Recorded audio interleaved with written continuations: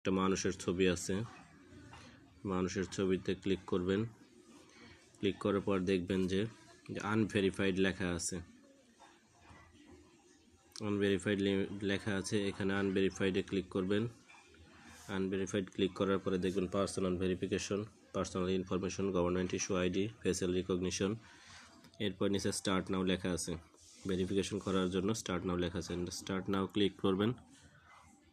Start now click করার পর দেখেন personal verification, use a valid government issued document. এখানে government issued ID card select করা আছে, ঠিক আছে, এটাই আপনি দিতে পারেন। এটা দিয়ে আপনার এনআইডি কার্ড বা ভোটার আইডি কার্ড যেটা আছে সেটা ব্যবহার করতে পারবেন। এরপর কন্টিনিউ ক্লিক করবেন। কন্টিনিউ ক্লিক করার পর আপনি যে দেশে আছেন, যদি বাংলাদেশ হয় তাহলে বাংলাদেশ সিলেক্ট করে দিবেন। এখানে বাংলাদেশ লিখে সার্চ করলেই আসবে।